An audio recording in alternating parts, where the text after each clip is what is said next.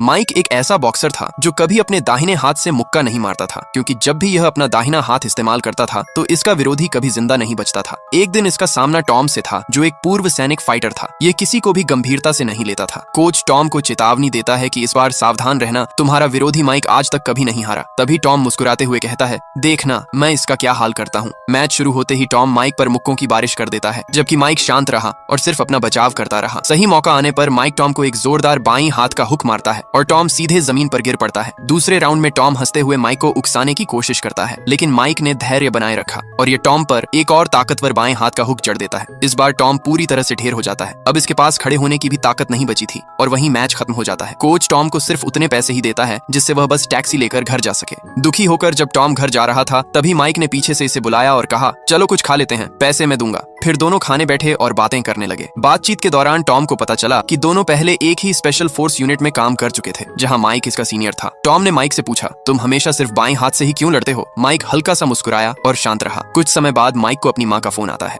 माँ कहती है, बेटा कुछ गुंडे दुकान पर हमला कर रहे हैं। माइक तुरंत दुकान की ओर दौड़ा, जहाँ पहले से ही भीड़ जमा थी। जब इसने अपनी माँ को देखा तो इसे समझ आ गया कि अब दाहिने हाथ का इस्तेमाल करने का समय आ गया है। इसने गुंडों को एक एक करके गिराना शुरू कर दिया। हर मुक्का बिजली की तरह तेज और लोहे की तरह भारी था। छत पर खड़ा एक आदमी यह सब देख रहा था, लेकिन माइक के पास रुकने का समय नहीं था। आखिरी गुंडे को मारने के बाद यह दुकान के अंदर भागा। इसने पहले अपनी रोती हुई माँ को चुप करवाया, फिर एक आदमी से पूछने लगा, तुम्हारा बॉस कौन है? तभी इन सब का बॉस अपने विशाल बॉडीगार्ड के साथ अंदर आता है। बिना देर किए माइक ने बॉडीगार्ड पर दाहिने हाथ से पहला मुक्का मारा, लेकिन बॉडीगार्ड को कोई फर्क नहीं पड़ा। माइक हैरान रह गया। इसने बॉडीगार्ड को कई जोरदार मुक्के मारे, मगर यह विशाल बॉडीगार्ड बस कुछ कदम पीछे हटा और सारे वार आसानी से सहता रहा। फिर गुस्से में बॉडीगार्ड ने माइक के दोनों हाथ पकड़ ली और इसे एक जोर से मुक्का मारा। माइक जमीन पर गिर पड़ा। तभी गैंग लीडर इसके पास आया और बोला, क्या तुम मेरे साथ काम करोगे? लेकिन तभी माइक इसके चेहरे पर थूक देता है। गैंगस्टर गुस्से से पागल हो गया और इसने माइक को मारने के लिए चाकू निकाल लिया।